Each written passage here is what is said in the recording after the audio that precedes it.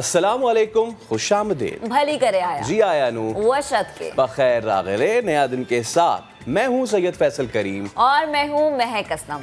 नया दिन हफ्ते का एक पहला दिन है और एक वर्किंग डे है। भाई बड़ा मुश्किल होता है जब आप वीकेंड गुजार के आते हैं कि भाई हफ्ते का जो पहला काम करने वाला दिन होता है यानी पीर, उसमें आप काम करें, थोड़ा आप लेजी होते हैं।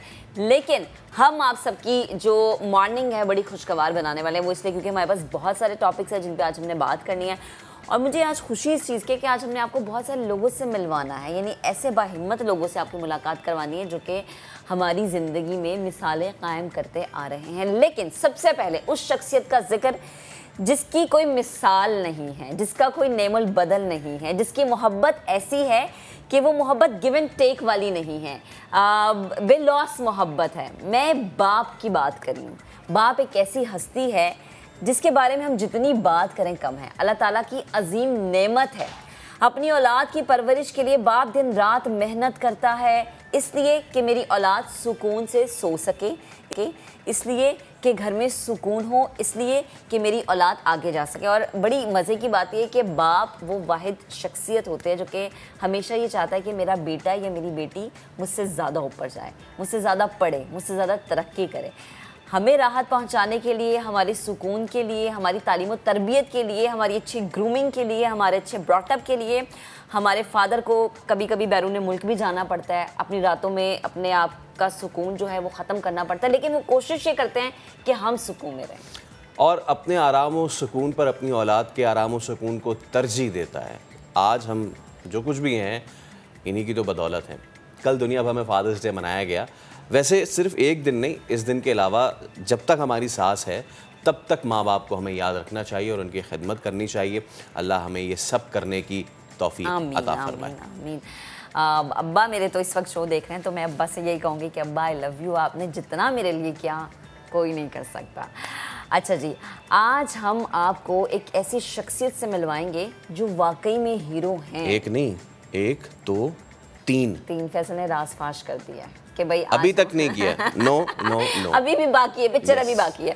अच्छा जी, एक बच्चे की जान बचाकर पूरी इंसानियत की उन्होंने जान बचाई है। हम उन्हें खराज तहसीन पेश करें, उनकी जितनी बात की जाए कम है, जितना उन्हें हम सलाम दें उतना कम है। तो आगे चल के हम आपके आज प्रोग्राम में एक ऐसी शख्सियत से भी मुलाकात करवाने वाले हैं। 1 2 3 ऐसी शख्सियत से अगेन वही कि हम राज फाश करते हैं। अच्छा जी, जिनको उनके घर वालों ने छोड़ दिया था, लेकिन लोगों ने जब उन्हें तंग किया तो आई थिंक शायद ये तंग करना जो है ना फैसल, उनकी हिम्मत बन गई। तो ऐसे भी हम शख्स से मिलवाएंगे कि उनको बहुत तंग किया लेकिन उन्होंने हिम्मत नहीं हारी और वो खातून आगे बढ़ती रही। खैर, मानसून का ताकतवर सिलसिला भी पाकिस्तान में दाखिल हो चुका है। इस्लामाबाद, रावलपिंडी, लाहौर, गुजरावाला, सियालकोट में मूसलाधार बारिश होगी।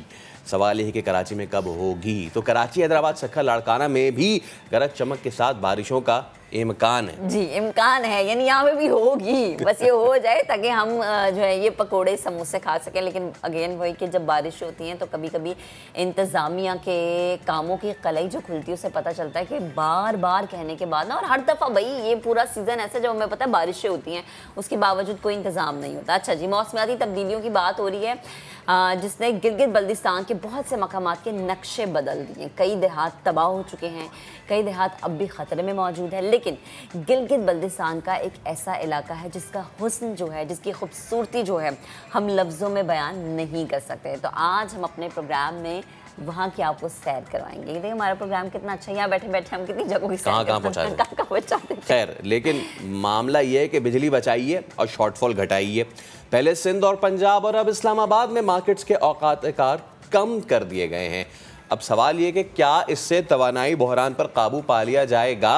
शो में इस पर भी करेंगे बात। अच्छा जी, एक बड़ी अलार्मिंग सी चीज़ है जो कि आपके साथ शेयर करना बड़ी ज़रूरी है। पाकिस्तान में कोविड-19 फिर से सर उठाने लगा है। ओमिक्रॉन का नया वेरिएंट है BA.5 जो कि सामने आया है। कराची और हैदराबाद से अब केसेस रिपोर्ट हो रहे हैं। नॉट सिर्फ कराची और हैदराबाद बल्कि इस्लामाबाद से भी केसेस रिपोर्ट होना शुरू हो चुके हैं। सो प्लीज़ एहतियात करें। और तवील इंतज़ार हुआ ख़त्म। बैरूनी दुनिया में पाकिस्तान की साख हुई बहाल। को कैसे? वो ऐसे कि FATF में पाकिस्तान की हुई बड़ी कामयाबी। अब इस पे भी हम बात करेंगे शो में आगे चल के। सबसे पहले बात करेंगे बदलती सूरत हाल किस में आती है, सियासत में आती है। चेयरमैन तहरीक इंसाफ इमरान खान ने मुख्तलिफ शहरों में मुजाहरों से वीडियो लिंक पर खिताब किया। हमने देखा कि कल कराची में भी जगह जगह ट्रैफिक जाम थी, बड़ा मुश्किल था घर पहुंचना हमारे लिए।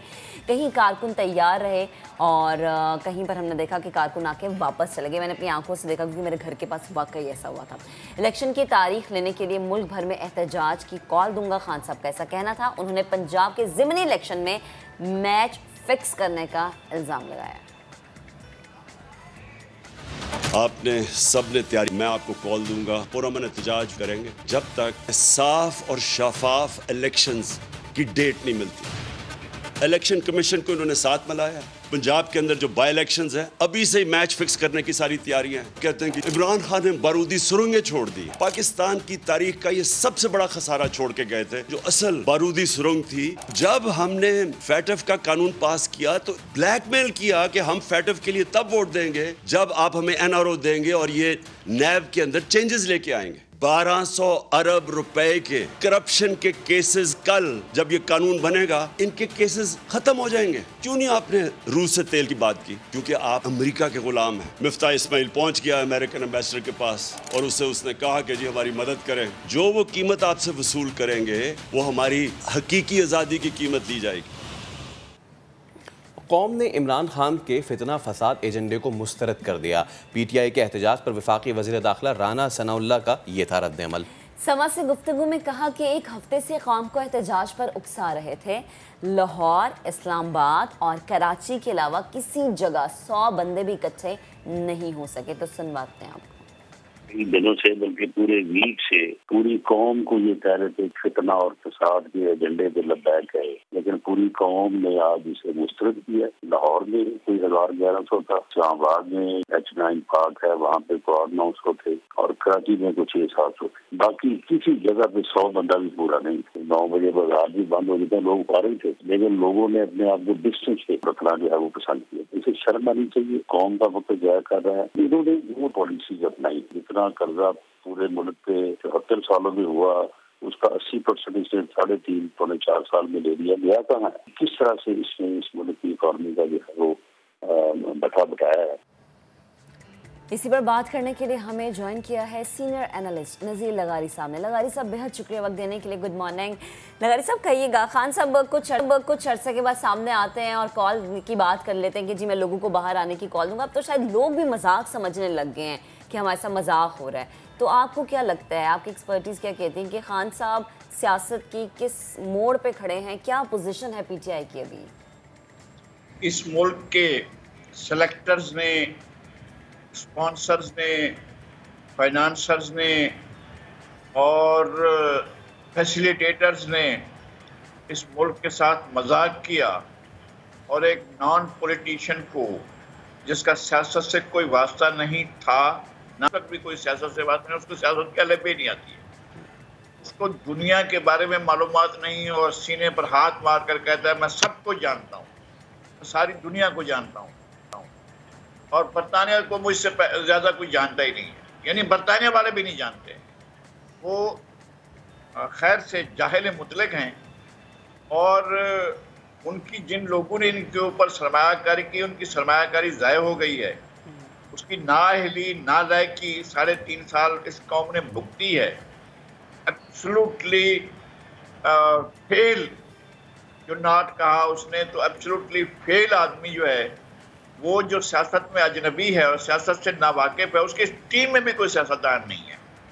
एक गद्दी नशीन है, एक याह्या खान के मिलिट्री सेक्रेटरी का बेटा है और इसी तरह से 2-4 इधर उधर के मांगे तांगे के लोग हैं और उसके लिए हवा भरी गई पाकिस्तान के इस्टेब्लिशमेंट ने। पाकिस्तान के इस्टेब्लिशमेंट ने पाकिस्तान के अंदर तारीखी जराइम किए, उनमें सबसे बड़ा जुर्म इमरान खान को लाना है। याह्या खान से भी ज़्यादा बड़ा जुर्म जो है इमरान खान को मुसल्लत करना है इस मुल्क के ऊपर। और इमरान खान याह्या खान से भी ज़्यादा नाअहल, नालायक और नाकारा शख्स साबित हुआ है और उसने सिर्फ पाकिस्तान को बर्बादी के सिवा कुछ नहीं दिया। अब आप उससे हम क्या तवक्को रख सकते हैं? सही। अच्छा, तो लगारी साहब आपको फिर आगे सूरत हाल बनती क्या नज़र आ रही है? क्योंकि पीटीआई तो एक तरह से डटी है कि जी इलेक्शन की तारीख दे दें, गवर्नमेंट हमारी ये कहती है कि जी हम अभी इलेक्शन की तारीख नहीं देंगे, इलेक्शन अपने वक्त पे होंगे। तो डू यू रियली थिंक कि पाकिस्तान में इस वक्त जो सूरत हाल बन रही है, ये कॉल दे देना एहतजाज की, फिर इसके अलावा मईशत के हवाले से अगर हम बात करें, महंगाई के हवाले से हम बात करें, तो आपको क्या लग रहा है नून लीग इलेक्शन की तरफ जा सकती है? पहली बात तो ये है कि इलेक्शन टाइम पर होंगे और इलेक्शन 1997 के बाद 5 साल के बाद हुए 2005 में, फिर 2005 से हुए 2008 में, बीच में सानिया हो गया था तो 1 महीने के लिए मुलतवी हुआ था मोहतरमा बेनज़ीर भुट्टो की शहादत का। फिर 2008 से फिर 2013, फिर 2013 से जो है वो 2018 के इलेक्शन हुए हैं। तो अब 2018 के बाद 5 साल होते हैं 2023 में। और जो लोग ये सब कुछ करने के लिए कह रहे हैं वो मुल्क के सियासी इस्तेहकाम के साथ मुल्क के मौजूदा सूरत हाल जो तबाह कुन सूरत हाल पैदा की इमरान खान ने, उसको और ज़्यादा ख़राब करने के लिए उनके पीछे कुछ टूल्स हैं इस्टेब्लिशमेंट के, जो उनके पीछे उनकी पीठ के ऊपर हाथ देकर खड़े हुए हैं। और इसका मतलब यह है कि वो मुल्क के ख़िलाफ़ खड़े हुए हैं और मुल्क की सलामती के ख़िलाफ़, इस्तेहकाम के ख़िलाफ़ वो खड़े हुए हैं। मेरे ख्याल में उन्हें कामयाबी नहीं होगी। सही। अच्छा लगारी साहब, हमने देखे खान साहब जब भी गुफ्तगू करते हैं ना, हमेशा न्यूट्रल्स का जिक्र ज़रूर आता है। अब उनका एक बयान था जी कि न्यूट्रल्स को हमने समझाया कि अगर हुकूमत गिराई तो आने वाले लोग नहीं संभाल पाएंगे। ये क्यों हमेशा न्यूट्रल्स का जिक्र क्यों करते हैं, किसकी तरफ इशारा होता है? बात यह है कि ज़ाहिर है अब हर एक आदमी को मालूम है, अब सियासत की जो अल्ले बे जानते हैं उन्हें भी मालूम है कि ये किसकी तरफ इशारा कर रहे हैं। और मैं अगर मैं बहुत एहतियात से भी बात करूं तो वो GHQ को कह रहे हैं और उनका मतलब ये है कि वो इनके लिए फैसिलिटेटर बने रहें, इनके लिए सहूलतकार बने रहें, इनके लिए वो स्पॉन्सर बने रहें, इनके लिए वो और बने। बहुत ही अफसोसनाक बात यह है कि बने और इसको लाया, इसको इक़्तिदार में लाए और ये सारा कुछ मुल्क के साथ मजाक हुआ। इलेक्शन में धांधली हुई, आर्टिस्ट मशीनें बैठ गईं, इलेक्शन हुए नहीं, इलेक्शन बनाए गए। 2000 के इलेक्शन बदतरीन धांधली के इलेक्शन थे, इसको लाया गया, तब भी इसने अक्सरियत हासिल नहीं की। फिर लोगों को जहाज़ों पर बिठा बिठा कर इसके कदमों में पेश किया गया। वो सारे लोग जो हैं वो जिम्मेदार हैं पाकिस्तान की मौजूदा सूरत हाल के। और अगर general headquarter Pakistan arm forces का अपने आप को डिस्टेंस करता है किसी भी पॉलिटिकल एक्टिविटी, उनने किसको सपोर्ट किया है? कोई एक सपोर्ट जो मौजूदा हुकूमत को की हो, अब आईनी जिम्मेदारी है कि वो सपोर्ट करे, लेकिन इनको इक़्तिदार में लाने के लिए उन्होंने कौन सी सपोर्ट की? क्या जो PMLQ के टूट फूट हुई और उसमें से जो लोग टूट कर आए और उन्होंने हुकूमत को वोट दिया, क्या ये सहूलतकारी थी इस्टेब्लिशमेंट की तरफ? MQM का आना क्या इस्टेब्लिशमेंट की सहूलतकारी थी या जो है वो GHQ की सहूलतकारी थी? PNP मेंगल का आना ये उसकी सहूलतकारी थी? बाकी जो लोग आए हैं उनको छोड़कर उनके अपने इत्तेहादी, क्या वो किसी के कहने पर आए थे? वो तो आखिरी वक्त तक, ये जो अब उनके साथ खड़े चौधरी परवेज इलाही, वो तो आखिरी शाम तक बाकायदा कुरान मजीद पर हल्फ हो गया और उन्होंने दुआएं खैर कर ली और फैसला हो गया कि उन्हें आज हमजा शहबाज ना होते वज़ीर आला पंजाब, अब तो चौधरी परवेज इलाही उनने छलांग मार कर उधर चले गए। और वो थी मुदाखलत, वो मुदाखलत थी। चौधरी परवेज इलाही को आखिर में किसी न्यूट्रल ने उठाया वहां से और दूसरे कैंप में डाल दिया। जो इनके इक़्तिदार बचाने की आखिरी कोशिश थी, वो चौधरी परवेज इलाही को वहां से उठाकर, जब तय हो गया था मुत्तहिदा अपोजिशन की तरफ से, जब तय हो गया था कि वो साथ देंगे, बाकायदा हल्फ हुआ, बाकायदा दुआ खैर हुई और अगले दिन सुबह सुबह उनको उठा दिया गया और उनके बेटे को इस्तेमाल किया गया। उनके बेटे के खिलाफ इतने संगीन किस्म के इल्जाम, तो मेरे पास सबूत रखे हुए हैं। और जिस तरह से उनने मुल्क में लूट मार की, रहीम यार खान शुगर मिल का मामला जब सामने आएगा लोग चीख उठेंगे कि ये क्या हुआ है। जब एक नायब काशिद और एक तालिब इल्म के नाम पर अकाउंट खुलवा कर और फिर जब इस मोनिस इलाही ने इतना खतरनाक खेल खेला खुसरो बख्तियार के भाई के साथ मिलकर और इतना बड़ा फ्रॉड किया है, तो पता चलेगा कि ये फ्रॉड होता क्या है, फ्रॉड किसको कहते हैं। सही। उसको वो दिखाया गया कि जनाब अब आपकी खैर नहीं है, खान तो बच जाएगा लेकिन तुम्हारी गर्दन पकड़ेंगे। अब तक उसकी गर्दन फंसी हुई है मुनीर सिलाही की, और आखिरी वक्त में मुनीर सिलाही चला गया। ये मुनीर सिलाही अगर बाप को मजबूर न कर देता और पकड़ कर घसीट कर साथ न ले गया होता तो आज ये सूरत हाल पंजाब में भी ना होता, पंजाब में भी इस्तेहकाम होता। पंजाब में जाहिर है 20 इलेक्शन होने हैं और उसके बाद ही सियासी इस्तेहकाम आएगा।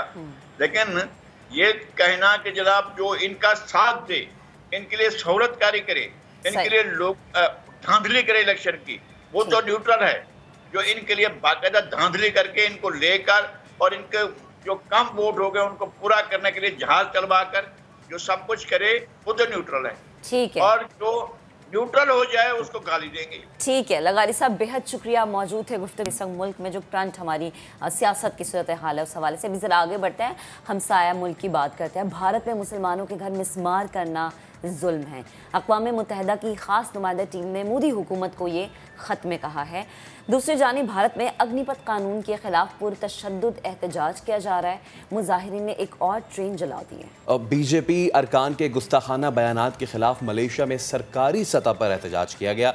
वज़ीर आज़म ने एहतजाज रिकॉर्ड कराने के लिए खुसूसी नुमाइंदा भारत भेजने का ऐलान भी कर दिया। चलें जी, अब बात करेंगे आलमी फोरम पर पाकिस्तान को मिलने वाली बड़ी कामयाबी की। FATF ग्रे लिस्ट से निकलने की राह हमवार होने पर वज़ीर आज़म शहबाज शरीफ ने कौम को मुबारकबाद दी है। उन्होंने army chief general Qamar Javed Bajwa को टेलीफोन करके GHQ में कौशल के क़याम के फैसले को सराहा। FATF में पाकिस्तान की बड़ी कामयाबी। वज़ीर आज़म शहबाज शरीफ ने कहा कि GHQ में आर्मी चीफ के कायम करदा कोर सेल ने कामयाबी में कलीदी किरदार अदा किया। मुस्तकबिल में मजीद कामयाबियाँ मिलेंगी। वज़ीर आज़म शहबाज शरीफ ने army chief general Qamar Javed Bajwa को टेलीफोन किया। FATF ग्रे लिस्ट से मुतालिक शराइत मुकम्मल होने के ऐलान पर मुबारकबाद दी। GHQ में कोर सेल के क़याम के आर्मी चीफ के फैसले को सराहा। उन्होंने कोर सेल में शामिल सिविल मिलिट्री क़यादत और टीम को शाबाश दी। वज़ीर आज़म ने बिलावल भुट्टो, हिना रब्बानी खर और मिफ्ता इस्माइल को भी फोन किया। पाकिस्तान की अहम कामयाबी के लिए की गई कोशिशों को सराहा। उन्होंने वज़ीर ख़ारजा, वज़ीर ख़जाना और वज़ीर ममलिकत ख़ारजा की टीमों को भी शाबाश दी। चलें जी, एक ब्रेक लेते हैं, ब्रेक के बाद दोबारा हाजिर होंगे। Stay with us.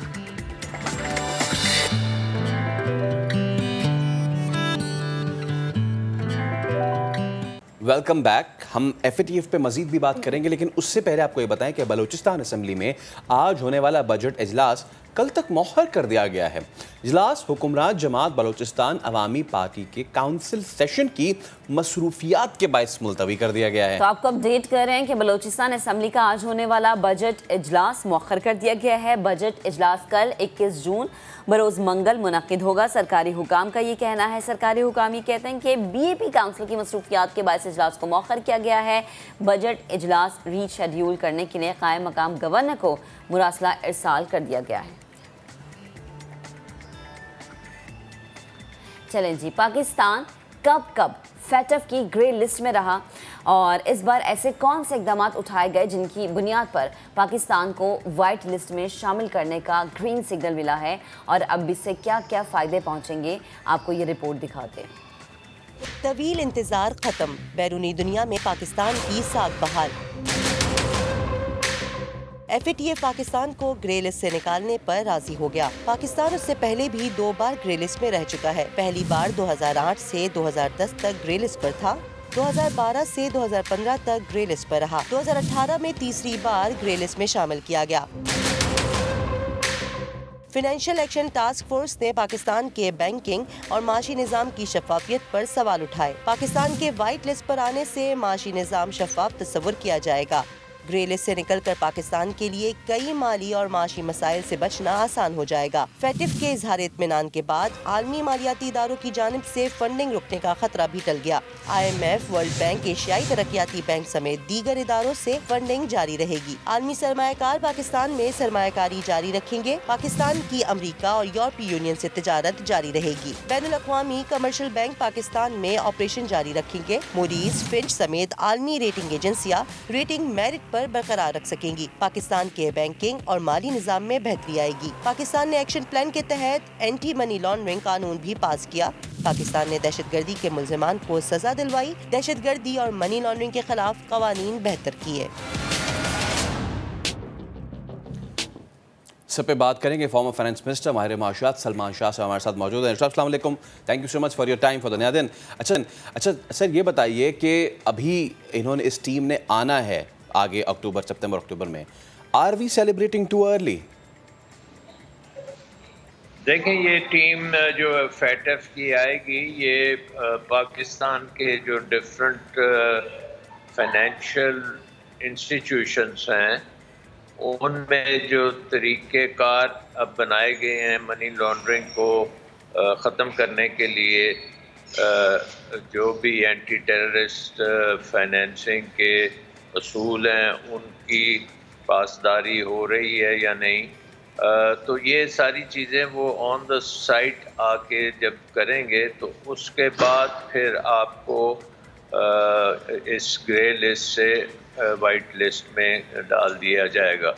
I think इसमें पाकिस्तान ने बहुत मेहनत से ये काम किया है और कई लिस्टें बनी जिसमें पहले 26-27 पॉइंट्स थे, फिर 34, 35, 36 पॉइंट्स थे और डिफरेंट मौक़ों पे डिफरेंट एरियाज़ के ऊपर फैटफ ने ऑब्जेक्शंस किए थे जिनको रिमूव कर दिया गया है। अब ये कम से कम एक अचीवमेंट है कि फैटफ ने अब ये कम से कम कह दिया कि जितने भी पॉइंट्स थे वो पाकिस्तान ने मुकम्मल कर लिए हैं। अब उन्होंने ऑन साइट इंस्पेक्शन करनी है कि देखना है कि कोई ये सिर्फ ज़बानी किए हैं या एक्चुअल ऑन द स्पॉट सारा कुछ हो गया।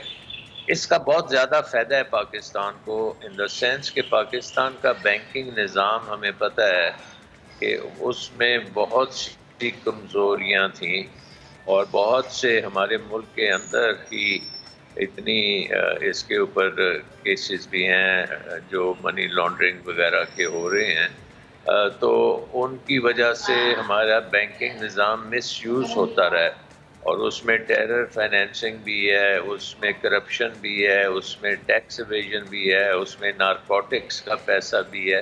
तो ये सारी चीज़ें जो हैं अब बैंकिंग चैनल्स के ज़रिए आप अपने पैसे को, ब्लैक पैसे को वाइटन नहीं कर सकते।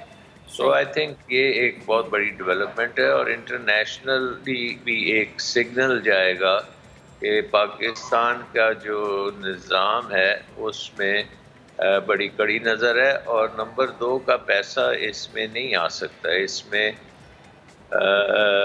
जो इन्वेस्टमेंट भी आएगी वो सही इन्वेस्टमेंट होगी और जो बैरून मुल्क हमारे मुल्क से रेमिटेंसेस जाएंगी वो भी ठीक होगी। सही। अच्छा सलमान साहब, ग्रे लिस्ट से निकलकर हम जब वाइट लिस्ट की तरफ अब बढ़ रहे हैं और आ भी रहे हैं, तो आपको क्या लगता है कि अब हम मुआशी तौर पर ज़रा स्ट्रॉन्ग हो जाएंगे और हमारे लिए चीज़ें ज़्यादा आसान हो जाएंगी आगे आने वाले वक्त में? ये देखें, इसमें माशी तौर पे कोई इमीडिएटली तो ये बात नहीं है कि कल हमारे कोई बहुत ज़्यादा इन्वेस्टमेंट आनी शुरू हो जाएगी या हमारी तजारत बेहतर हो जाएगी या हमारी इकॉनमी बहुत बेहतर हो जाएगी। लेकिन ये ज़रूर है कि इन द लॉन्ग रन एक आपका एक ब्लैक मार्क था आपकी, जिसको कहना चाहिए इक्तिसादी रिपोर्ट पे ब्लैक मार्क था, वो हट गया।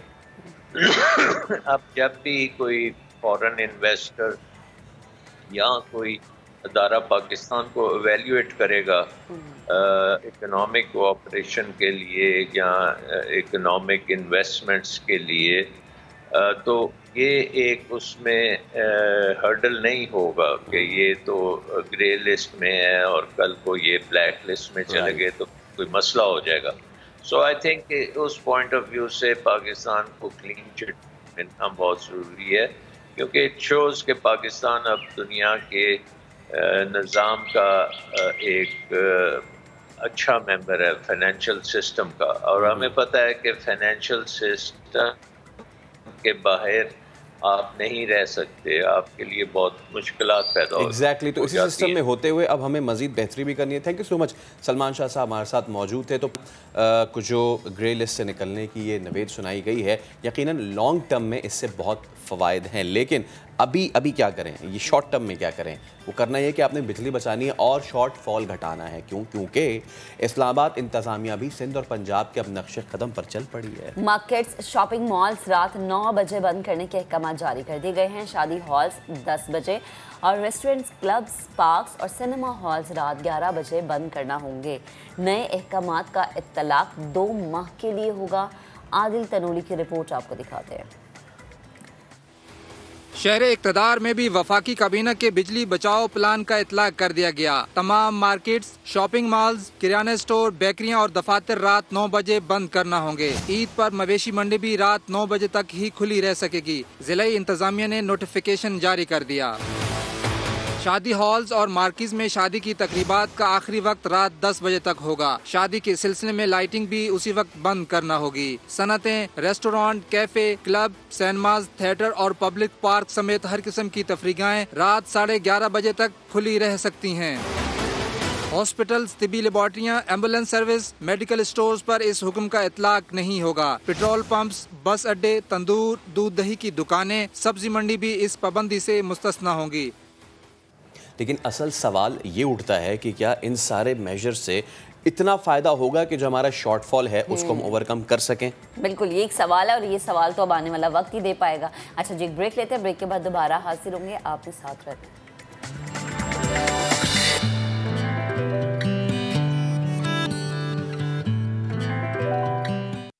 Welcome back. आलमी मौसम जो है वो बदल रहा है, माहौलियाती तब्दीलियाँ कई मकामात के नक्शे बदलती जा रही हैं और ऐसा एक मकाम गिलगित बल्तिस्तान की वादी गज़र का इलाका है बुटस्वात।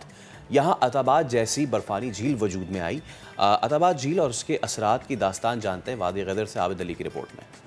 सैलाब आया था तो इतना ज़ोरदार आया था कि पूरा गाँव जो है ना हिलते थे, तो सारे घर जो है ना जैसे ज़लज़ला नहीं आते इसी तरीके से हिलते और लोग जो है परेशान होते हैं।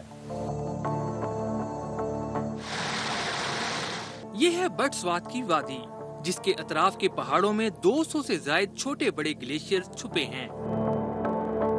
इन इलाकों को सैलाबी पानियों में डुबोने वाला भी एक ग्लेशियर है। जुलाई जब शुरू होते हैं तो हम लोग परेशान में बैठते हैं, हर वक्त उसकी इंतज़ार करते हैं कि आज या कल ये आने वाला है। तो उस टाइम में हमारे बच्चे भी जो है स्कूल से सर्फ हो जाते हैं, क्योंकि हम उनको किधर नहीं छोड़ सकते हैं कि कहीं ऐसे ना हो कि ये रास्ते में जाके कोई मसला या हादसा हो जाए। ये इलाका गिलगित से 120 किलोमीटर दूर है। इस इलाके में बदलते मौसमों के असरात दिखाने के लिए हमें कच्चे पक्के रास्तों से गुजरकर यहाँ पहुँचना पड़ा, जबकि सरहदी इलाका होने की वजह से यहाँ पर आम शहरियों का दाखिला भी ममनू है।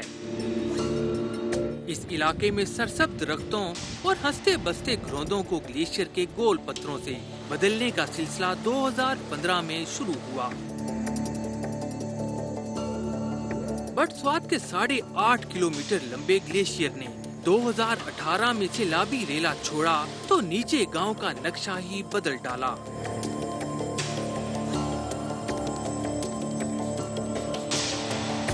हंसता बसता गांव एक बंजर में तब्दील हो गया।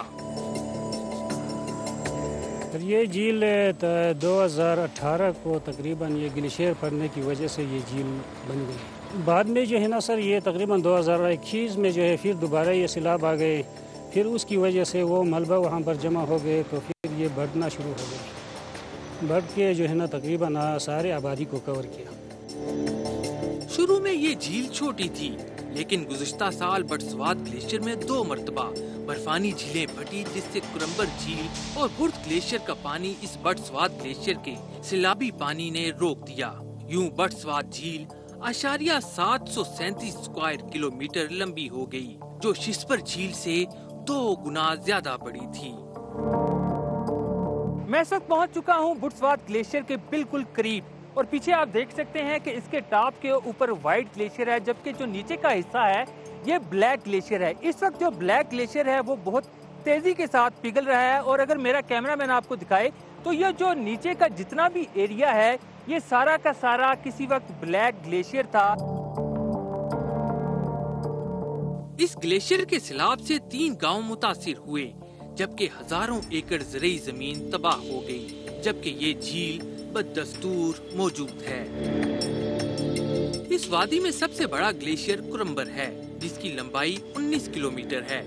दूसरे नंबर पर बुर्त ग्लेशियर आता है, जो 9.5 किलोमीटर लंबा है।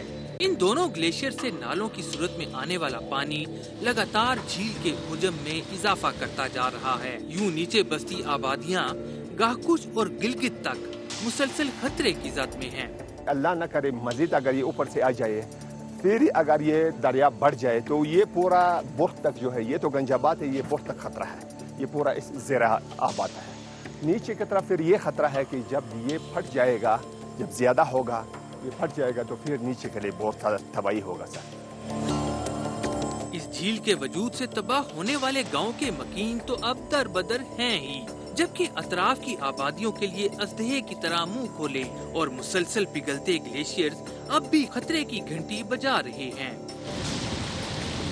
मुतासरीन के लिए जो है खतरनाक गवर्नमेंट की तरफ से कुछ नहीं मिला है। टोटल सन 2018 के सैलाब में उनको 60 हज़ार रुपया मिला था रिलीफ, जबकि उनजा में जब अठाबाद झील वालों के लिए लोगों गवर्नमेंट ने मकान भी बनाया, मुतासरा करार देकर उनके लिए राशन भी मुफ्त में दे, इन बेचारों के लिए ऐसा कुछ इकदाम नहीं किया। हुकूमत ने बड़स्वाद झील के ग्लेशियर का मलबा हटाकर पानी को अखराज का रास्ता तो दिया, लेकिन ये झील टस से मस न हुई। एक बार फिर जून जुलाई आ पहुंचा और अब वादी बड़स्वाद के लोगों को धड़का लगा है कि इस बार अगर ग्लेशियर फटा तो झील के दोनों अतराफ तबाही होगी और अगले कई माह के लिए वो महसूर हो जाएंगे, क्योंकि उनका वाहिद रास्ता भी ये ग्लेशियर अपने मलबे में बहा ले जाएगा। कैमरामैन जहीर अब्बास के साथ आबिद अली, समा, बड़स्वाद, गिजर, गिलगित बल्तिस्तान। आगे बढ़ते हैं। मोहब्बत की एक लाजवाल दास्तान विलियम शेक्सपियर का लाफानी stage drama Romeo and Juliet National Institute of Performing Art में पेश किया गया। रेहान अहमद की रिपोर्ट। इतना मीठा है कि सारी रात शफकत है कैसे रहूं और सुबह हो जाए। मैं अपने मुकद्दस राहिब के पास जाऊं और मैं सब कुछ सुनाकर उनसे मदद मांगूं। नामवर बरतानवी शायर विलियम शेक्सपियर का बैनुल अक़वामी शोहरत याफ्ता stage play Romeo and Juliet NAPA में नाजरीन की दिलचस्पी के लिए पेश कर दिया गया, जिसकी रफ्तार सूरज की किरणों से भी 10 गुनी है। 9 से 12 तक तो 3 घंटे होते हैं।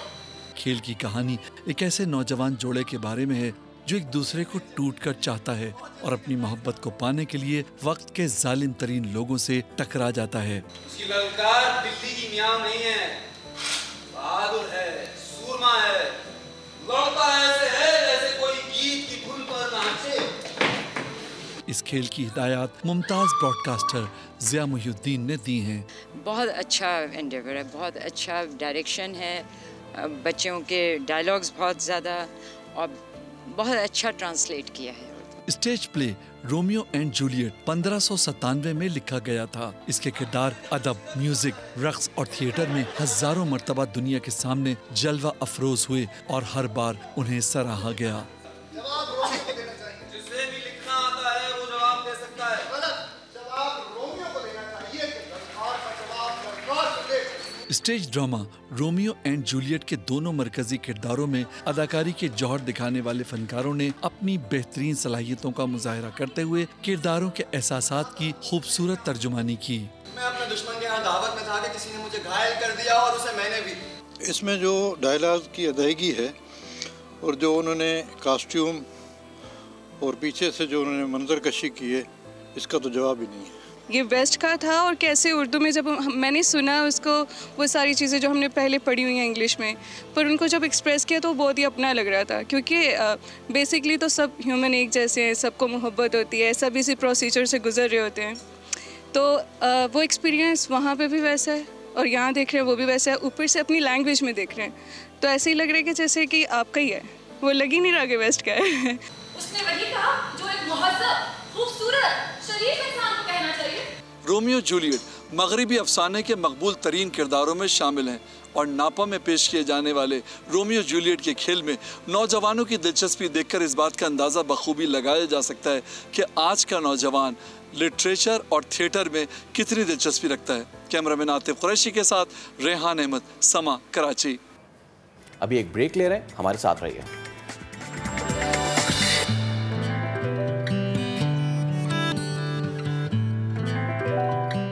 Welcome back. अभी आपको बताएं कि रमज़ान शुगर मिल और आशियाना रेफरेंस केस की समाअत वज़ीर आज़म शहबाज शरीफ एहतसाब अदालत में पेश हो गए।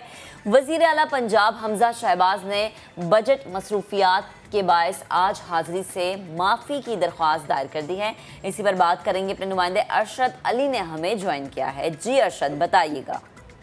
जी महक, एहतसाब अदालत में आज वज़ीर आज़म शहबाज शरीफ के खिलाफ नैब के 2 रेफरेंस पर समाअत हो रही है। शहबाज शरीफ के खिलाफ आशियाना रेफरेंस और रमज़ान शुगर मिल की समाअत हो रही है। ताहम शहबाज शरीफ के बेटे जो हमजा शहबाज हैं वो अदालत के रूबरू पेश नहीं हुए। असेंबली सेशन की वजह से जो है वो उनकी जानिब से हाजिरी माफी जो है वो अदालत में जमा करवा दी गई है। रमज़ान शुगर मिल में शहबाज शरीफ और हमजा शहबाज जो है वो नामजद हैं और आशियाना केस में हमजा शहबाज जो है वो नामजद नहीं है। इस वक्त जो है वो रमज़ान शुगर मिल केस की समाअत जारी है, जिस पर जो है वो हमजा शहबाज शरीफ के वकील जो है वो वज़ीर आज़म पाकिस्तान की मुस्तकिल हाजिरी माफी के हवाले से अदालत में दलाइल दे रहे हैं और उनकी जानिब से ये कहा जा रहा है कि शहबाज शरीफ इस वक्त वज़ीर आज़म पाकिस्तान है, उन्होंने दीगर मुल्की मामलात भी देखने हैं, लिहाजा उनको अदालत जो है वो मुस्तकिल हाजिरी से इस्तिस्ना दे और उनकी जगह नुमाइंदा मुकर्रर करने के अहकाम जारी करे, जिस पर जो है वो इस वक्त अभी तक समाअत अदालत में जारी है।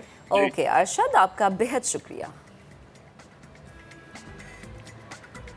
कराची से आपको खबर देते हैं, इंटर बोर्ड के तहत जारी इम्तिहानात में 12वीं जमात साइंस ग्रुप का रियाजी का पर्चा आधा घंटा पहले ही आउट हो गया।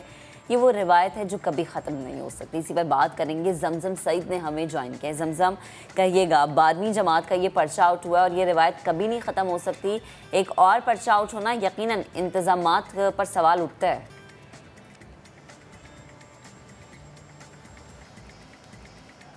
बिल्कुल महक, आपने दुरुस्त फरमाया। यहाँ पर के 12वीं जमात का आज दूसरा पर्चा था, रियाजी का पर्चा था, जो कि स्टार्ट होने से पहले आधा घंटा पहले ही हमने देखा कि वो सोशल मीडिया पर जो है वो गर्दिश कर रहा था। अगर मैं पहले पर्चे की बात करूँ जो कि सैटरडे वाले दिन था, तो उसमें ये हुआ था कि 3 से 4 पर्चे सोशल मीडिया पर जो है वो गर्दिश कर रहे थे। लेकिन जब वो पर्चे हमने चलाए तो जब बाद में इंटर बोर्ड के चेयरमैन ने तस्दीक की कि ये पर्चे जो है वो गलत हैं, पिछले पर्चों से मैच नहीं करे। लेकिन आज का पर्चा हमने इसीलिए रोक कर चलाया ताकि हम मैच कर पाए, हम देख सके कि ये पर्चा दुरुस्त है कि नहीं। और बिल्कुल जब हमने मैच किया तो बिल्कुल एक्यूरेट पेपर जो है वो सोशल मीडिया पर हमने देखा, व्हाट्सएप पर गर्दिश कर रहा था। और बाज़ इम्तिहानी मराकज़, बाज़ सेंटर्स ऐसे थे जहाँ पर हम पहुँचे तो बोर्ड इंतज़ामिया की जानिब से जो है वो फर्नीचर नहीं प्रोवाइड किया गया।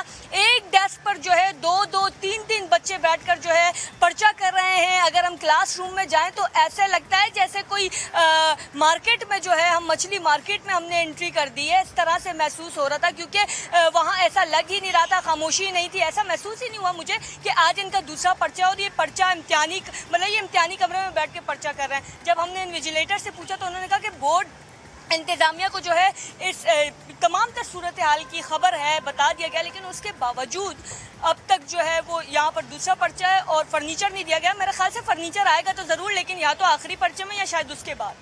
ठीक है, बहुत शुक्रिया जमजम, आप अपडेट कर रही थी। और इससे पहले भी हमने देखा कि मैट्रिक में भी जो पेपर थे वो भी इसी तरह लीक हो रहे थे। आगे बढ़ते हैं। बात यह है कि अगर एक इंसान की भी आप जान बचाते हैं तो पूरी इंसानियत की जान बचाने के मुतरादिफ होता है। और ऐसी मिसाल कायम हुई ये मुल्तान से ताल्लुक़ रखने वाले इसरार अहमद और उनकी अहलिया डॉक्टर क़ुर्रतुल-ऐन ने बहुत अजीम मिसाल कायम की। गिलगित का सियाहती मकाम है नलतर और इसकी झील में 2 बच्चे डूब गए थे।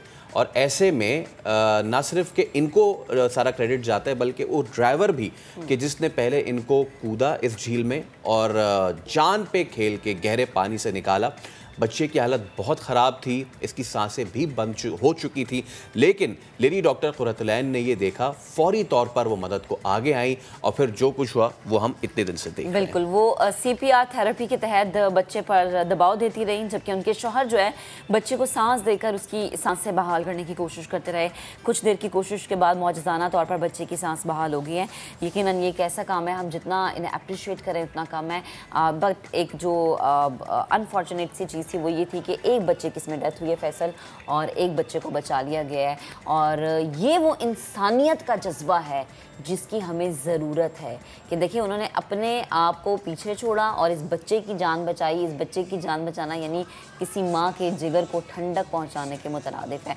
अब जो सारी सूरत हाल पैदा हुई कि जब ये बच्चा गिरा तो बताया ये जाता कि एक मकामी बच्चा था जो कि अपने मवेशी चरा रहा था यहाँ पर, और देन ये गिरा है और फिर इसके चचा का बेटा इसको बचाने के लिए कूद पड़ा यहाँ इसमें झील में।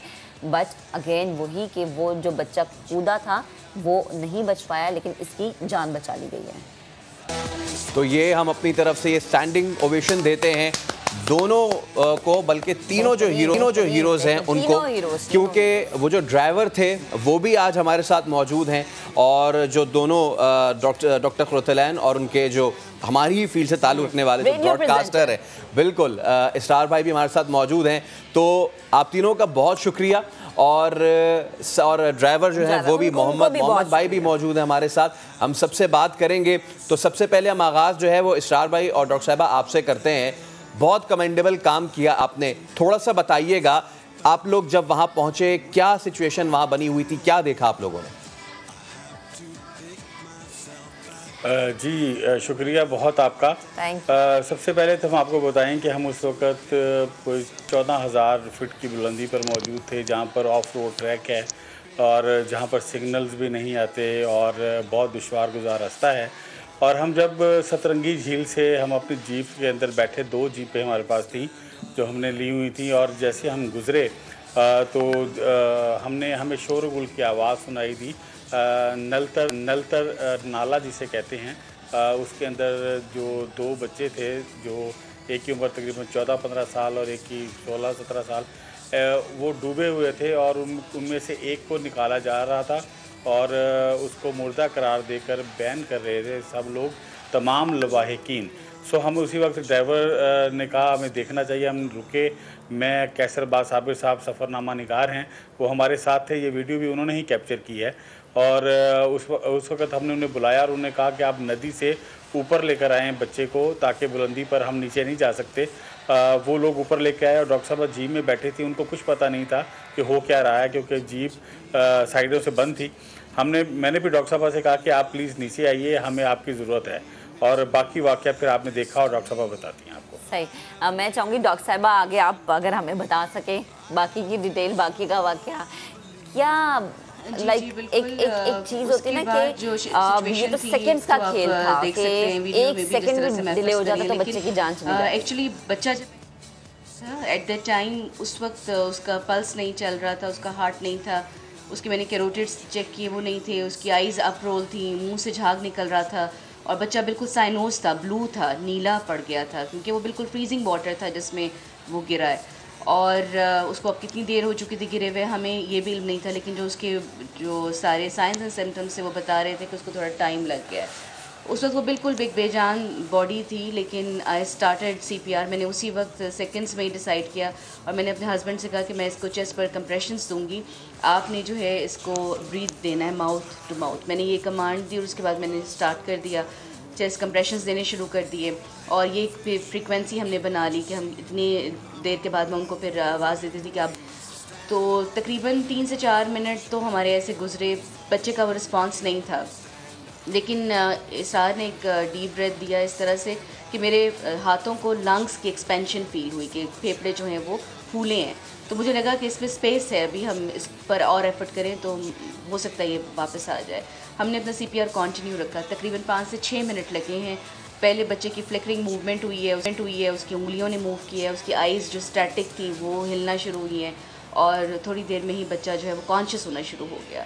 और उसके बाद की सिचुएशन आपके सामने, आपने वीडियो में देखा, वो उठ के बैठा है। उस वक्त उसकी हालत, जाहिर सी बात है, उस वक्त उसको यही लग रहा था कि शायद वो पानी में ही है, कुछ टाइम लगा है उसके सेंसेस जो है वापस लाने में। फिर मैंने उसकी बच्चे को उसके लवाहिकीन के हैंड ओवर किया कि इसको वार्म करें, इसके कपड़े वगैरह चेंज करें, इसको वार्मनेस की ज़रूरत है ताकि जो है ये बॉडी इसकी वार्म। ठीक है, बिल्कुल। अच्छा, और अब मैं आपने जैसे कहा कि वो बच्चा बिल्कुल ब्लू हो चुका था, जिसकी वजह थी वो फ्रीजिंग वाटर, और उस ठंडे पानी से जिस बंदे ने अपनी जान की परवाह किए बगैर उसमें छलांग लगा दी। मोहम्मद भाई, अस्सलाम वालेकुम, उम्मीद है आप खैरियत से होंगे, ठीक ठाक होंगे। मुझे बताएं यार, देखने वालों को बताएं कितना ठंडा पानी था, और आपने बिल्कुल भी नहीं सोचा कूदते वक्त कि आपके साथ भी कुछ हो सकता है? नहीं सर, वो मुझे सोचना ही नहीं हो गया सर। वो बच्चों को देखा तो मेरा दिल वो हो गया सर, नरम हो गया सर। फिर मैं पानी के अंदर गया सर। अच्छा, और आप मोहम्मद भाई, आपके हैं बच्चे? नहीं सर। लेकिन अच्छा, आपके घर में कौन कौन है? माँ, भाई, बाप, बहन सारे सर। अच्छा, सही। अच्छा मोहम्मद भाई, मुझे ये बताएं, जब बच्चे को आप निकाल के बाहर लेके आए उस वक्त आपकी क्या कैफियत थी? नहीं, मैं बच्चे को बाहर लेके निकाल रहा था मैम। फिर वो दूसरा बच्चे को मैं निकालने गया था मैम, दूसरे बच्चे को। अच्छा, एक बच्चे को आपने निकाला, फिर दूसरे बच्चे को निकालने के लिए आप दोबारा गए? हाँ, दोबारा गया था मैम। वो तो बहुत दूर था, वो दूसरा बच्चा। अच्छा। वो तो डूब गया था। अच्छा, तो वो दूसरे बच्चे की अगर आप हमें कैफियत बताएं, उसकी सिचुएशन क्या थी? नहीं मैम, वो तो नीचे था, वो मरा हुआ था। अच्छा, तो वो काफी नीचे था? हाँ, काफी नीचे था मैम। अच्छा, ठीक है। अच्छा, वो मोहम्मद भाई, उसका जो ख़ानदान वाला था वो भी उधर ही मौजूद था? हाँ, वो खानदान वाले भी सारे उधर मौजूद थे सर। वो हाथों में डंडा लेके बैठे हुए थे। अच्छा, ये मुझे मोहम्मद भाई ये बताओ कि एक बच्चा तो हम देख रहे हैं ना कि नाले के उल्टे हाथ पे है, और एक बच्चा जो है वो नाले के सीधे हाथ पे उसको ले गए थे, तो उसको इधर क्यों नहीं लेकर आए थे, इस साइड पे, डॉक्टर साहब वाली साइड पे? सर उस तरफ दूर था, मैं कोशिश कर रहा था, मगर पानी भी ठंडा था। बिल्कुल। और वगैरह पानी भी था और पत्थर भी था और दूर भी था, इसलिए मैंने कहा इस साइड पे लेके निकलता हूँ। अच्छा, ये मोहम्मद भाई, यही जो आपने किया है ना, यकीन माने कि ये भी बहुत बड़ी बात है, और हम आपसे बात मज़ीद भी करेंगे। इशरार भाई, मैं आपके पास आना चाहूँगा। यकीनन ये जो जगह हैं ये बड़ी खूबसूरत हैं, लेकिन इस तरह के वाक़यात यहाँ पे हो जाते हैं। मैं चाहूँगा आप मुझे ये बताएं कि अगर आप लोग ना होते जिनको CPR की अगर इंफॉर्मेशन नहीं है, जिनको फ़र्स्ट एड की इंफॉर्मेशन नहीं है, तो हो सकता है कि जो जान बची खुदा न खास्ता वो भी ना बच पाती। मैं चाहूँगा देखने वालों को बताएं कि फ़र्स्ट एड, CPR कितना इम्पोर्टेंट है आम आदमी के सीखने के लिए भी। जी बिल्कुल, आपने सही कहा, CPR की अहमियत बहुत ज़्यादा है। हर आम आदमी को भी उसके बारे में पता होना चाहिए। ज़रूरी नहीं कि वो डॉक्टर हो। एज ए मीडिया पर्सन भी मैंने भी इसकी ट्रेनिंग कर रखी है, CPR सीखा हुआ, जो कि मेरे लिए बहुत ज़्यादा हेल्पफुल हुआ। और डॉक्टर साहब की कमांड के मुताबिक एक केमिस्ट्री आपने देखी कि हमने टाइम एक सेकंड भी ज़ाया नहीं किया, और जिस तरीके से डॉक्टर साहब मुझे कमांड देती रही, मैं उनका जो है ना उसी तरीके से मैं सांसें देता रहा। और इसकी अहमियत के बारे में तो डॉक्टर साहब ज़्यादा बेहतर बताएंगी आपको। सही। अच्छा डॉक्टर साहब, मैं आपसे पूछना चाह रही हूँ कि CPR में एक चीज़ बड़ी ज़रूरी होती है, सांप पर काबू रखना, तो मैं चाहूँगी प्लीज़ इस हवाले से भी गाइड कीजिएगा। हाँ जी बिल्कुल, नर्व्स पे कंट्रोल रखना ये तो बहुत ही ज़रूरी था।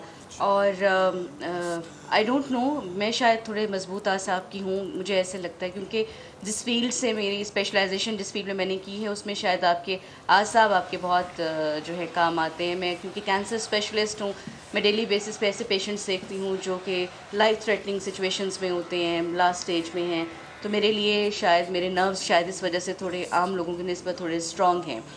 और उस वक्त तो आप यकीन मानिए, जब मैंने वो बच्चा देखा मुझे ये भूल गया था कि मेरे साथ मेरी अपनी अम्मी भी थी, वो बीमार रहती हैं, उस वक्त उनकी तबीयत भी थोड़ी ख़राब हो रही थी, बच्चे भी थे, लेकिन मुझे उस वक्त वो सारी सिचुएशन भूल गई थी।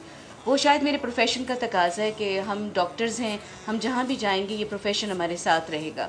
हम चाहे वेकेशंस पे हैं, चाहे हम काम पर हैं, ये प्रोफेशन हमारे साथ है और हम इसको अवॉइड नहीं कर सकते। नर्व्स की जो स्ट्रेंथनिंग मेरे अंदर है वो शायद मेरी फील्ड की वजह से है। दूसरी बात ये कि कुछ चीज़ें होती हैं जो अल्लाह ताला की तरफ से नेचुरली होती हैं, तो जो कुछ वहाँ पर हुआ उसमें हमारे नेचुरल जो रिफ्लेक्सेस थे, नर्व्स थे, नेचुरली वो काम करते रहे, ये अल्हम्दुलिल्लाह। बिल्कुल। अच्छा मोहम्मद भाई, मैं आपसे बात करता हूँ अभी। मुझे थोड़ा बताएं कि आप जो है, आपका ताल्लुक़ क्या नलतर से है कि कहीं और से है? आप मज़ीद ये जो ड्राइवरी करते हैं इसके अलावा क्या क्या काम करते हैं? नहीं सर, मेरा ताल्लुक़ नगर हिस्पर से है सर। ठीक है। और आप 7 साल से मैं इधर बैठ रहा हूँ नलतर नॉर्मल में सर। अच्छा, तो ये आप ड्राइवरी का काम करते हैं, लोगों को लाते ले जाते हैं इस तरह का कभी कोई वाकया पहले हुआ? नहीं, इस तरह का वाकया पहले नहीं हुआ था। नहीं। अच्छा मोहम्मद भाई, देखने वालों को बताएं कि नलतर हो गया, नोमल हो गया, ये ब्लू लेक, ये सतरंगी लेक, ये किस तरह का इलाका है? और देखने वालों को ये भी बताओ आप कि कितना मुश्किल है, सड़क नहीं है इधर, सिर्फ 4x4 जाता है, ये बताओ। जी सर, रास्ता डेंजरस है और खूबसूरत है, जगह भी खूबसूरत है, जिले भी खूबसूरत है, सारे जगह अच्छे हैं सर। अच्छा, वाकई सर। ठीक है, ठीक है। आखिर में इसरार भाई, मैं ये आपसे जानना चाहूँगा कि क्या किसी गवर्नमेंट के किसी वज़ीर ने कोई राब्ता किया आपसे और उन्होंने कोई बात की आपसे इस वाक़े के बाद? ऐसा हुआ कि एक तो वहाँ पर सिग्नल मौजूद नहीं है। जब हम वहाँ से निकले तो हमें नहीं पता था कि ऐसा होगा, और जब हम नारान पहुँचे तो तब कॉल्स आना शुरू हुई। उसके बाद डीसी ऑफिस गिलगित से कॉल आई, हमें सीएम ऑफिस से कॉल आई, हमें जो वहाँ के एसी गिलगित थे उनकी कॉल आई और उन लोगों ने कहा जी हम मिलना चाहते हैं, लेकिन हम उस वक्त नारान पहुँच चुके थे। सो इसके बाद जो है वो सोशल मीडिया के थ्रू जो है हमारा नंबर लिया गया, सलमान सूफ़ी साहब ने लिया, और अभी तक उनसे रब्ता नहीं हुआ, लेकिन सुनने में आया है कि गवर्नमेंट कोई एक्शन ले रही है इस पर। ज़बरदस्त। और वो शायद एक्शन ये भी हो सकता है कि जो फर्स्ट एड है उसको निसाब में शामिल किया जाए। जी ऐसा ही है, बिल्कुल ज़बरदस्त। और हमारी रिक्वेस्ट भी यही है कि ऐसा होना चाहिए। बहुत ज़बरदस्त। थैंक यू सो मच इसरार भाई। डॉक्टर कुर्रतुल-ऐन, आपका बेहद शुक्रिया। और मोहम्मद भाई, आपका भी बहुत सलाम, और दुआ करते हैं कि आपने जो एक जान बचाई है उसके सदक़े जो है वो आपको मज़ीद कामयाबी अता करे। आमीन आमीन आमीन। चलें जी, आगे बढ़ते हैं। आपको बताएं कि इस्लामाबाद की ज़िलाई अदालत ने लॉन्ग मार्च के दौरान तोड़ फोड़ के मुकदमात में तहरीक इंसाफ के रहनुमा और शेख रशीद अहमद की ज़मानतें मंजूर कर ली हैं। ये अहम खबर है जिससे मुतालिक आपको अपडेट करें। इस्लामाबाद की ज़िलाई अदालत ने लॉन्ग मार्च के दौरान तोड़ फोड़ के मुकदमात में तहरीक इंसाफ के रहनुमाओं और शेख रशीद अहमद की ज़मानतें मंजूर कर ली हैं। असद उमर, शाह महमूद कुरैशी, शहरियार आफरीदी, कासिम सूरी और दीगर शामिल हैं। अदालत ने अवामी मुस्लिम लीग के सरबराह शेख रशीद की भी ज़मानत मंजूर की है। मुलजिमान थाना I-9 गोलड़ा तरनोल के मुकदमात में शामिल तफ्तीशों, ऐसा कहा गया है। अब आपको एक डिफरेंट स्टोरी सुनाते हैं।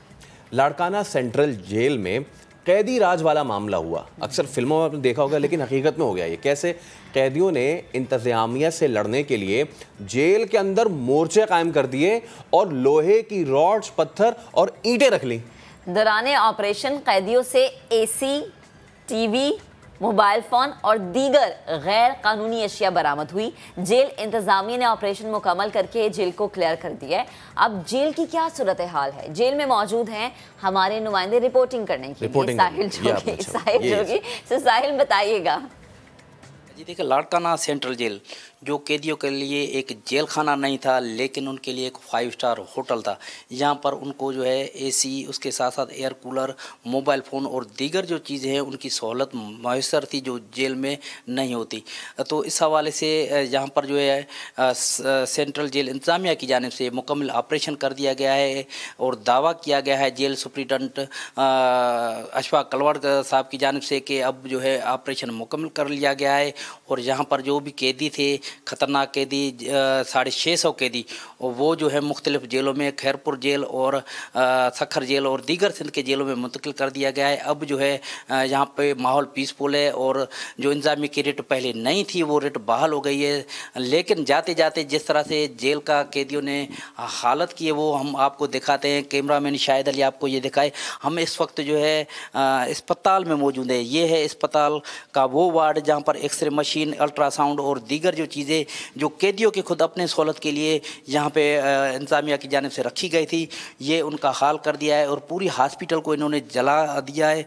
जो यहाँ के मेडिकल वार्ड और उसके साथ साथ डेंटल वार्ड जो दीगर वार्ड थे उनको भी आग लगा कर जला दिया है। तो इस हवाले से हम ये कह सकते हैं कि ये अब जेल जो है खंडरात बन चुका है और इंतज़ामिया का ये कहना है कि अब इस जेल को जो है नए सिरे से तामीर किया जाएगा और तामीर करने के बाद ही यहाँ पर जो दीगर कैदी है उनको यहाँ पे मुंतकिल किया जाएगा। मैं बताता चलूँ कि जहाँ पर जिस तरह से कैदियों का राज था और ये 1 साल से उनका मुकम्मल राज रहा, जब नए जेल सुप्रीडेंट अशफाक कलवड़ आए तो उन्होंने यहाँ आकर ये ठान लिया कि यहाँ पर जो है इंतज़ामिया की रिट है वो बहाल की जाएगी। तो आज जो हम इस वक्त जेल में मौजूद है, यहाँ पर ये नोगो एरिया था, यहाँ पर मुलाजिम तक नहीं आ सकते थे, पुलिस के एहलकार नहीं आ सकते थे, यहाँ पर सिर्फ कैदियों का राज था और कैदियों ने अपने मोर्चे बनाए हुए थे। जो भी यहाँ पे मुलाजिम आते उनको यरगमाल भी बनाते, उसके साथ साथ उन पर तशद्दुद भी किया जाता था। लेकिन अब हम खुद अंदर जेल में मौजूद है, इंतज़ामिया के साथ हमने यहाँ पे विज़िट की है तो यहाँ पर अब जो है इंतज़ामिया की रिट मुकम्मल बहाल हो चुकी है और ऑपरेशन का जो सिलसिला है वो भी मुकम्मल कर लिया गया है। लेकिन जो दीगर यहाँ पे उन्होंने चीज़ें छुपाई हुई है मसाजिद में या दीगर जगहों पे, वहाँ पे भी तलाशी ली जा रही है और कुछ मोबाइलें और पैसे अभी तक मिल रही है। जी साहिल, आप तो हमें अपडेट कर रहे थे, अब ज़रा हम बात करते हैं। हमारे साथ जेल सुपरिटेंडेंट अशफाक कलोड़ साहब मौजूद हैं और इसके साथ साथ मुशीर जेल खानाजात एजाज जाकरानी भी अब हमें ज्वाइन कर चुके हैं। सबसे पहले अशफाक साहब आपकी जानिब में आऊँगा, ये कितने अरसे से हो रहा था ये काम?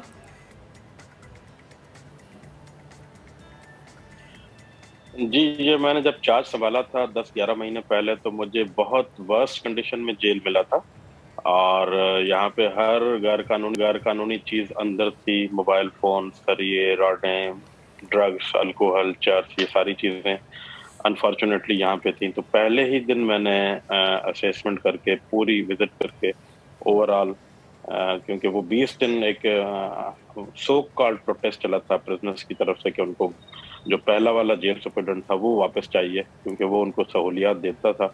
तो वो एहतजाज चला और फिर वो सारी पहले ही दिन मैंने रिपोर्ट बना के आईजी साहब को, मिनिस्टर साहब को, होम सेक्रेटरी साहब को भिजवा दी थी और उसमें रिक्वेस्ट की थी रिकमेंडेशन के साथ कि ये चीज़ें रिमूव करने की ज़रूरत है और यहाँ से निकालने की ज़रूरत है और जेल को प्रेजेंट रूल्स के मुताबिक चलाने के लिए। ठीक, अशफाक साहब, ये भी यकीनन जानना ज़रूरी है हमारे लिए, देखने वालों के लिए, कि ये जो चीज़ें थी ये कोई छोटी चीज़ें तो नहीं थी कि छुपा के ले गए, ये चीज़ें पहुंची कैसे? जाहिर सी बात है, ये अमले की गफलत, कोताही या मिली भगत के अलावा तो नहीं पहुंच सकती। एक एस्पेक्ट तो ये भी है।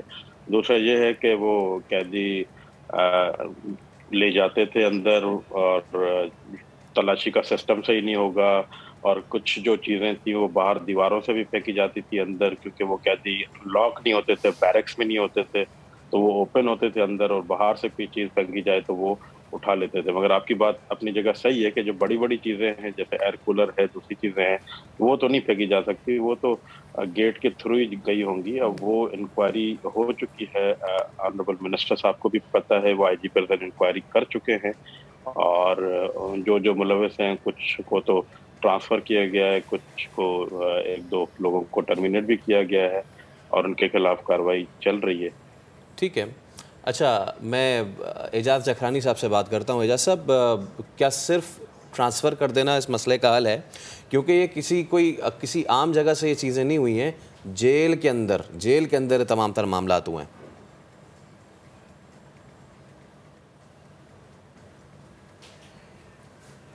अस्सलाम वालेकुम जी, शुक्रिया जी। बिल्कुल आप सही फरमा रहे हैं कि कुछ हमारे इंतज़ामिया की मिली भगत थी, जेल डिपार्टमेंट वाला ख़ास करके हमारे पास एक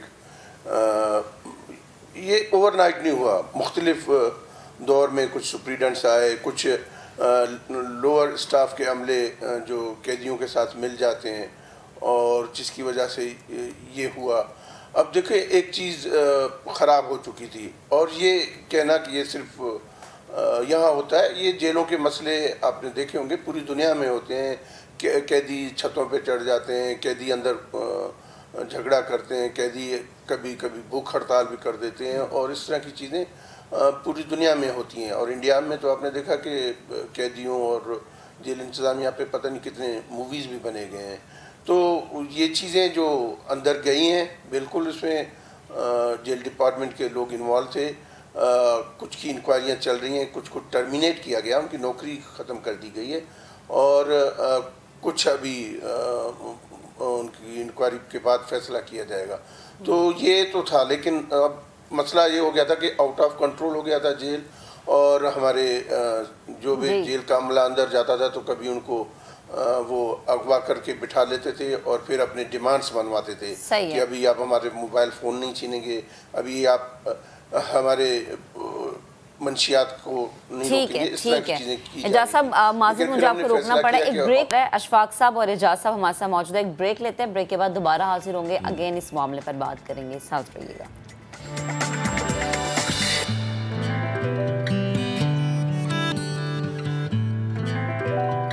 वेलकम बैक। ब्रेक जाने से कबल हम बात कर रहे थे जेल में तमाम तर जो कैदी थे उन्होंने किस तरीके से वो इकट्ठे हुए हैं, और उन्होंने सरिये और रॉड जो हैं वो सारे इकट्ठा की।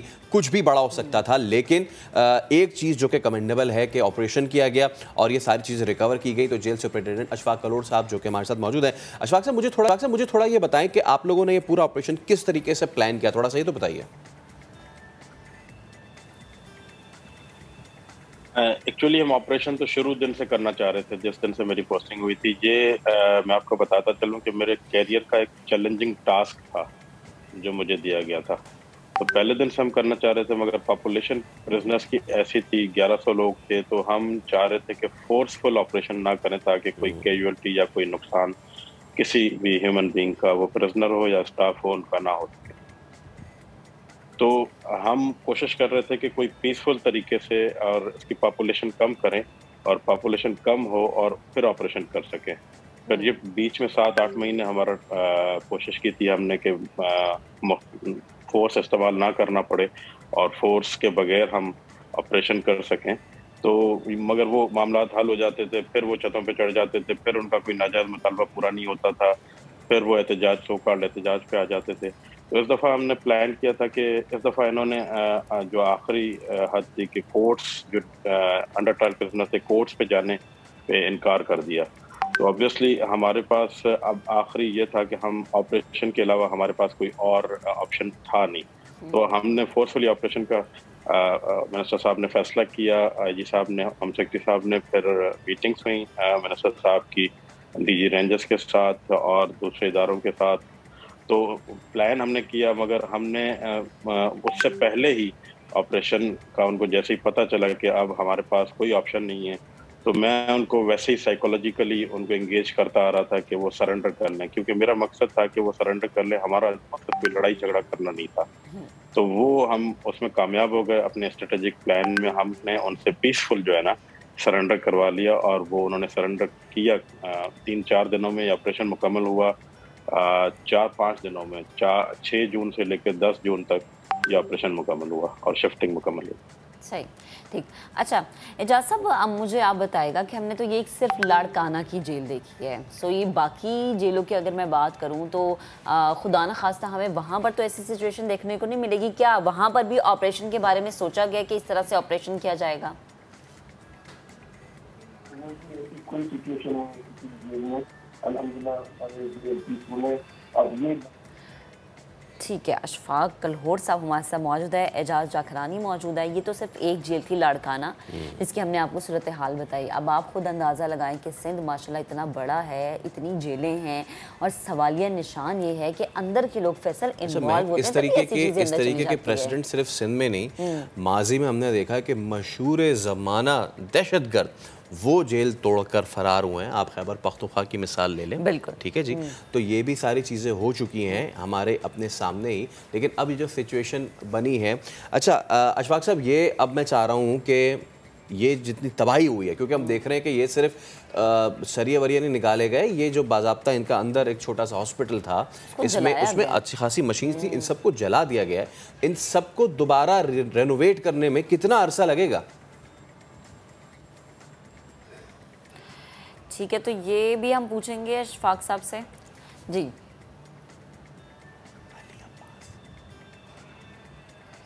ठीक है अशफाक साहब, अगर आप मुझे सुन पा रहे हैं तो भी फैसल ने सवाल ये किया है कि ये जितना भी कुछ हमने देखा कि नुकसान हुआ है, एक हॉस्पिटल भी दिखाया गया जिसको बाकायदा जलाया गया है, तो इसको रेनोवेट होने में, वापस अपनी पोजीशन पे आने में कितना वक्त लग सकता है?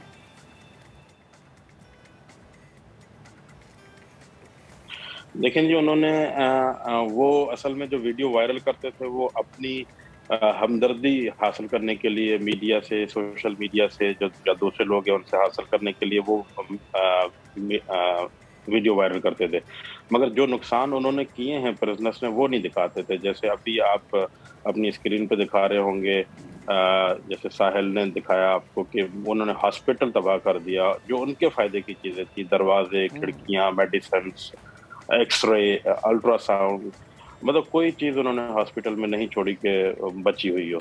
और बैरक्स में उन्होंने ईंटें निकाल ली थी, अंदर के उन्होंने एस्केप रूट्स बना लिए थे। तो हॉस्पिटल जाहिर सी बात है वो विज़िट कर चुके हैं मिनिस्टर साहब भी, और दूसरे आला हुकाम भी विज़िट कर चुके हैं। अब वो इंशाल्लाह उम्मीद है कल परसों से उसका प्रायोरिटी वाइज वर्क जो है शुरू होगा। उम्मीद करते हैं कि हम 2-3 महीने में उम्मीद है कि वो ठीक हो जाएंगे और उसको हम मरम्मत कर लेंगे। ठीक सही है। एजाज साहब, आप मुझे बताएगा कि इस चीज़ को हम कैसे ख़त्म कर सकते हैं, कैसे इस चीज़ पे काबू पा सकते हैं? रिफॉर्म्स का होना बहुत ज़्यादा ज़रूरी है, मज़ीद सख्ती का होना बहुत ज़्यादा ज़रूरी है।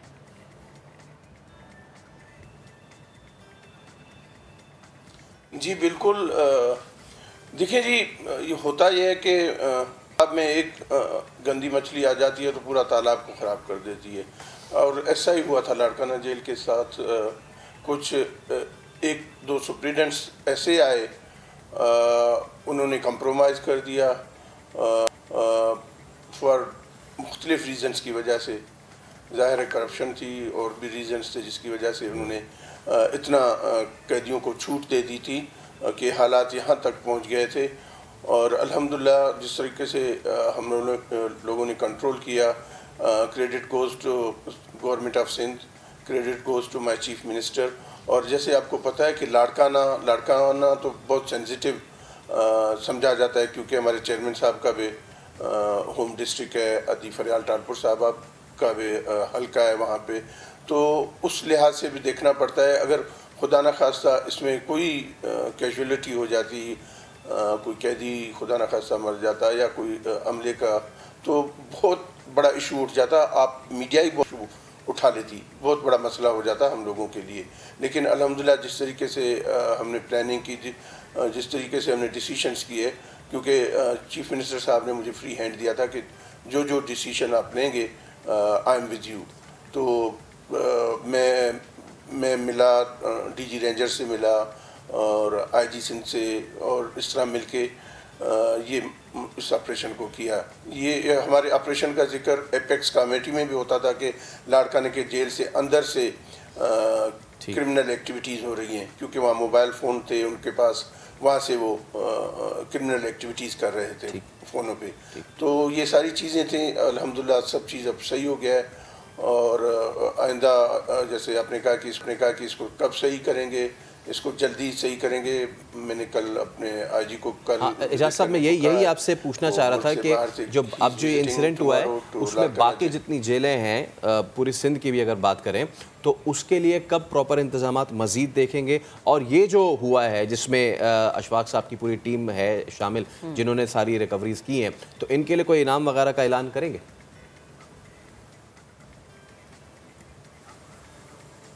जी बिल्कुल ज़रूर करेंगे जी।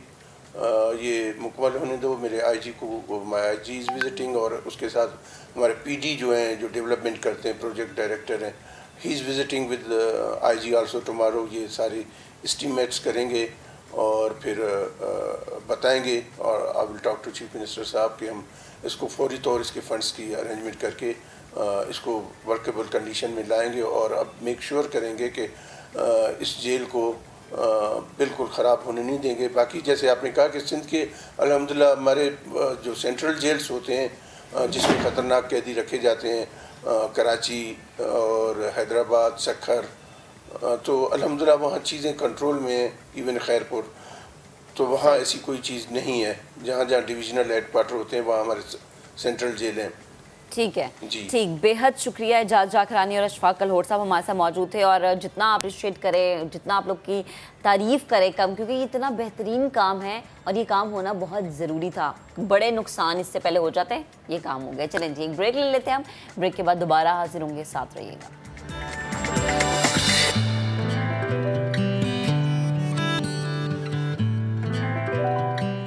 Welcome back. अभी आपको बता रहे हैं कि कराची में कोरोना वायरस फिर सर उठा रहा है। एक दिन में 122 नए केसेस रिपोर्ट हुए हैं। मस्बत केसेस की शरह 5% के करीब पहुंच गई है। So it's very alarming, specially अगर मैं कराची की बात करूं, 122 केसेस रिपोर्ट होना और जो फिगर है वो 5% तक पहुंचा है। ज़्यादा केसेस जो हैं डिस्ट्रिक्ट ईस्ट, कोरंगी और साउथ में रिपोर्ट हुए हैं। महकमा सेहत की दाखिली खारिजी रास्तों पर टेस्टिंग बढ़ाने की हिदायत सामने आई हैं। हर साल 20 जून को पनाह गुज़ीनों का आलमी दिन मनाया जाता है। आलमी यौम पनाह गुज़ीन महाजरीन के हुकूक, ज़रूरियात और तवक्कुआत को उजागर करता है। इससे सियासी मदद और वसाइल को मुतहरिक करने में मदद मिलती है। बिल्कुल, इसी पर बात करने के लिए हमारे साथ मौजूद हैं अक़वाम मुत्तहिदा हाई कमिश्नर पनाह गुज़ीन की असिस्टेंट फील्ड ऑफिसर शाइस्ता किरण हमें ज्वाइन कर चुके हैं। अस्सलाम वालेकुम शाइस्ता, गुड मॉर्निंग, कैसी हैं आप? वालेकुम सलाम, सुबह बखैर, आप सब ठीक हैं? गुड मॉर्निंग जी, बिल्कुल अल्हम्दुलिल्लाह। अच्छा शाइस्ता, वर्ल्ड रिफ्यूजी डे, यकीनन जो पनाह गुज़ीनों का आज आलमी दिन मनाया जा रहा है, आपकी नज़र में जो ये मुहाजिरीन होते हैं इनकी यकीनन हालत इतनी बुरी होती है कि कभी कभी आपको इनकी ज़िंदगी का सोच के रोना आता है। मैं चाहूँगी कि आप अपने अल्फाज में बताएं, एक तो आज के दिन को मनाने का मकसद और दूसरा मुहाजिरीन के हवाले से। बहुत शुक्रिया। पहले तो मैं आपको शुक्रिया अदा करना चाहती हूँ UNHCR, United Nations high commissioner for refugees के तवज्जुह से कि आपने इस प्रोग्राम में हमें मौका दिया। हर साल 20 जून मनाया जाता है महाजरीन का आलमी दिन, और उसका मकसद ये है कि महाजरीन की जो स्ट्रगल है उसको ऑनर किया जाए, उनके कॉन्ट्रीब्यूशंस पे बात की जाए, उसे हाईलाइट किया जाए, और उसके साथ साथ जो उनकी रेजिलियंस है जिसकी वजह से वो पूरी दुनिया में अब भी बहुत मुश्किल हालात में, जैसे आपने वजह फरमाया, अपना गुजर बसर कर रहे हैं, पर फिर भी वो ज़िंदगी में आगे बढ़ने के एक ख्वाब रखते हैं और वो बढ़ रहे हैं। ये तो आज दिन की बात हो गई, महाजरीन के आलमी दिन की 20 जून। आज हर साल हम एक थीम मनाते हैं और उस थीम का मकसद ये होता है कि महाजरीन की जो मुश्किलात हैं, जो मुख्तलिफ मुद्दे हैं, उनको हाईलाइट किया जाए, उन्हें उजागर किया जाए, उस पर बात की जाए। तो इस साल की जो थीम है वो है whoever, wherever and whenever। इसका मतलब ये है कि महाजरीन जहाँ भी हों, जिन हालात में भी हों और जो भी हों, उन्हें डिग्निटी से, रिस्पेक्ट से रहने का हक है। उनके हकूक़ हैं जिनमें तमाम आलमी दुनिया ने मिल के कॉन्ट्रीब्यूट करना है, उन्हें सपोर्ट करना है और उन्हें एक इज़्ज़त की ज़िंदगी जीने देने में मावनत फराहम करनी है। सही। ओवरऑल ये मैं आपसे शेयर कर पाई। अगर आप पाकिस्तान के बारे में बात करना चाहती हैं तो मैं आपसे पॉइंट ऑफ व्यू शेयर कर सकती हूँ। अगर आप मज़ीद कोई सवाल करना चाहती हैं उससे पहले। जी, स्पेशली मैं पाकिस्तान के हवाले से बात करना चाह रही थी। ठीक है जी, मैं आपको एक ग्लोबल पर्सपेक्टिव देते हुए फिर पाकिस्तान की तरफ आ जाती हूँ। जी, ग्लोबल पर्सपेक्टिव अगर आप आज करंट सर्कमस्टांसेस देखें, मुख्तलिफ ममालिक में मुख्तलिफ हालात चल रहे हैं। महाजरीन अपना मुल्क छोड़ते हैं दो वजूहात की बुनियाद पे। एक तो उनकी ज़िंदगी को इंडिविजुअल बुनियाद पे ख़तरा हो, इनफरादी तौर पे, या फिर मुल्की हालात ऐसे हों जहाँ उनकी ज़िंदगी का गुजर बसर ना हो, उनके पॉलिटिकल, सोशल, इकनॉमिक सिचुएशन ऐसी हो जो वो वहाँ अपनी ज़िंदगी मज़ीद गुजार ना सकें इज़्ज़त के साथ और तहफ़्फ़ुज़ के साथ। ओवरऑल अगर आप दुनिया में देखें तो 1 मिलियन, ठीक है जी, 100 मिलियन रेफ्यूजीज़ अब एग्जिस्ट करते हैं। आज की आपको डाटा दे रही हूँ। और अगर पाकिस्तान की बात करें तो 2022 में डाटा वेरिफिकेशन एक्सरसाइज हुई थी जिसमें जो अब रजिस्टर्ड रेफ्यूजी पॉपुलेशन की तादाद है वो 1.3 मिलियन, जिसमें ओवरऑल अगर मैं क्योंकि बलूचिस्तान से बिलोंग करती हूँ तो मैं आपको वो भी बता दूँ कि यहाँ पे सेकंड लार्जेस्ट पॉपुलेशन है। पाकिस्तान में ग्लोबली लिहाज से 4th नंबर पे हम आते हैं जो रेफ्यूजी सिचुएशन चल रही है, मगर पाकिस्तान के लेवल पे बलूचिस्तान जो है वो 2nd नंबर पे आता है। हम अपने पार्टनर्स के साथ मिलकर, जिसमें कमिश्नरेट ऑफ अफगान रेफ्यूजीज हैं, दूसरे NGO पार्टनर्स हैं और ऑपरेशनल पार्टनर्स हैं, जिनके साथ मिलकर हम महाजरीन को मावनत फराहम करते हैं। सही है। ओवरऑल जी ठीक। शायद साहब बेहद शुक्रिया। वक्त की किल्लत ये वो एक चीज़ है जिस पे हम जितनी गुफ्तगू करेंगे उतनी कम होगी। थैंक यू सो मच, आपने हमें टाइम दिया। जरा आगे बढ़ते हैं, बहुत सारे सवाल है जी। पाकिस्तान का मुस्तकबिल क्या होगा, अगली हुकूमत किसकी होगी, इलेक्शन कब होंगे, क्या मुल्क में महंगाई का तूफान थम सकेगा या नहीं, और इसके अलावा बहुत सारे सवाल है। तो टैरो कार्ड रीडर अंसा शाह इस वक्त हमें स्टूडियोज में ज्वाइन कर चुके हैं। अस्सलाम वालेकुम अंसा, कैसी हैं आप? वालेकुम अस्सलाम, गुड मॉर्निंग। Good morning. सबसे पहला सवाल तो ये कि मॉर्निंग तब अच्छी होती है जब पता चले कि महंगाई कम होगी। महंगाई कब कम होगी? जी बिल्कुल, मैं जो है कार्ड्स देख के आपको बताती हूँ, और मेरे पास जो मैं बल्कि कार्ड्स शो भी कर देती हूँ आपको। कार्ड्स जो आए हैं पाकिस्तान की इकॉनमी, या अगर हम महंगाई पे बात करें तो 5 ऑफ पेंटिकल्स का कार्ड है, क्वीन ऑफ कप्स का कार्ड है और 3 ऑफ वॉन्ड्स का कार्ड है। 5 ऑफ पेंटिकल्स का जो कार्ड होता है ये बड़ा मतलब नेगेटिव कार्ड होता है, ये लॉसेस का कार्ड होता है, नुकसानात का कार्ड होता है, कर्ज़ों का कार्ड होता है। मुझे लगता है कि पाकिस्तान बहुत ज़्यादा क्राइसिस में ही चल रहा है। मुझे लगता है कि ग्लोबली भी क्राइसिस चल रहा है इकोनॉमी वाइज, और पाकिस्तान जो है वो बहुत ज़्यादा इफ़ेक्ट हो रहा है। तो ये जो कार्ड है वो ऐसे ही कार्ड है कि फाइनेंशियली क्राइसिस में जा रहा है, इकोनॉमी जो है वो दिन ब दिन डाउन होती जा रही है। यहाँ पर जो क्वीन ऑफ कप्स का कार्ड है वो भी ये कार्ड कह रहा है कि थोड़ी बहुत फ्लक्चुएशन हो सकती है, 19-20 का फ़र्क हो सकता है, लेकिन मुझे रिलीफ मिलता हुआ आवाम को नज़र नहीं आ रहा। एटलीस्ट नेक्स्ट 6 मंथ्स जो हैं वो पाकिस्तान के लिए वो बहुत ज़्यादा मुश्किल है। अच्छा, मुझे बताएं कि बड़ा सवाल उठ रहा है जी कि अगली गवर्नमेंट किसकी होगी जब भी इलेक्शन होते हैं, तो कब होगी, किसकी होगी गवर्नमेंट अगली? देखें, इस तरह तो बहुत सारे कैंडिडेट्स हैं, उम्मीदवार हैं जो है जीतना चाहते हैं, लेकिन मेरे पास जो कार्ड्स हैं, द स्टार का कार्ड है, 8 ऑफ सोर्ड्स का कार्ड है, 6 ऑफ कप्स का कार्ड है, और उसके लिहाज से अगर फेयर इलेक्शंस हुए तो इमरान खान साहब के जीतने के काफ़ी चांसेस नज़र आ रहे हैं। ओके। अच्छा, आगे एक और चीज़ के जो कि अवामी सवाल, वो बात याद रखिएगा, मैंने कहा अगर फेयर इलेक्शन सही। अच्छा, पाकिस्तान का मुस्तकबिल जी हर लिहाज से कैसा देख रही हैं आप? देखिए, कार्ड जो है मैं आपको शो कर देती हूँ, बड़ा स्ट्रॉन्ग कार्ड आया है पाकिस्तान के लिए, पाकिस्तान के मुस्तकबिल के लिए। द एम्परर का कार्ड होता है, ये अथॉरिटी का कार्ड होता है। हालांकि कार्ड जो हमने इकोनॉमी वाइज देखे, पॉलिटिक्स वाइज देखे, वो इतने अच्छे नहीं थे। इनसिक्योरिटी और महंगाई, इकोनॉमी डाउन, ये सारी चीज़ें नज़र आ रही हैं, लेकिन अथॉरिटी और एम्परर का कार्ड है तो पाकिस्तान का मुस्तकबिल बहुत अच्छा है, उसको कोई नुकसान पहुंचता हुआ नज़र नहीं आ रहा। हाँ, वो जैसे भी क्राइसिस से गुज़र रहा है वो नेक्स्ट 6 मंथ्स में भी वही क्राइसिस नज़र आ रहे हैं, स्पेशली अवाम के लिए। लेकिन 3 ऑफ सोर्ड्स और 2 ऑफ पेंटिकल्स का कार्ड है कि पाकिस्तान जो है वो बैलेंस ज़रूर करता रहेगा, अथॉरिटी उसकी रहेगी, जो उसकी इकॉनमी है वो चाहे फ्लक्चुएट करे, अप्स एंड डाउन ज़रूर आएंगे, लेकिन पाकिस्तान को कोई नुकसान पहुँचता हुआ नज़र नहीं आ रहा। सही। अच्छा अंसा, अभी हम देख रहे हैं कि मानसून का सीज़न है, तो मेरे जहन में एकदम से सवाल क्लिक हुआ है कि मौसमियाती तब्दीली भी हो रही है, माहौलियाती तब्दीली हो रही है, तो प्लीज़ बताएं कि खुदा न खास्ता आगे आने वाले दिनों में या आगे आने वाले टाइम में कोई बड़े नुकसान का खदशा तो नहीं, जैसे सैलाब या कोई तूफान या ऐसा कुछ नहीं है। देखें, कार्ड्स अच्छे कार्ड्स हैं, 10 ऑफ पेंटिकल्स का कार्ड है, 5 ऑफ सोर्ड्स का कार्ड है, टेम्परेंस का कार्ड है। मुझे लगता है कि बारिश, यहाँ पर टेम्परेंस का कार्ड है, पानी का कार्ड होता है, बारिश होगी इस बार। हो सकता है कि मामूल के से ज़्यादा बारिश के इम्कानात मुझे नज़र आ रहे हैं, लेकिन बैलेंस हो जाएगा, कोई खदशा नहीं है, कोई ऐसा बड़ा नुकसान नज़र नहीं आ रहा, जो कि हमने देखा था कि लास्ट ईयर्स में हुआ। जी जी सही, ठीक। थैंक यू सो मच अंसा, आप मौजूद थी, गुफ्तगू कर रही थी। खैर, बड़ा ज़रूरी है ये भाई कि हम अपने मुल्क के बारे में जानें। बहरहाल दुआ भी एक ज़रिया है तकदीर बदलने का। आज के प्रोग्राम से अब तक के लिए इतना। इंशाल्लाह कल आपसे फिर से मुलाकात करेंगे, बहुत सी बातें करेंगे। अपना बहुत सा ख्याल रखिएगा। अल्लाह हाफ़िज़।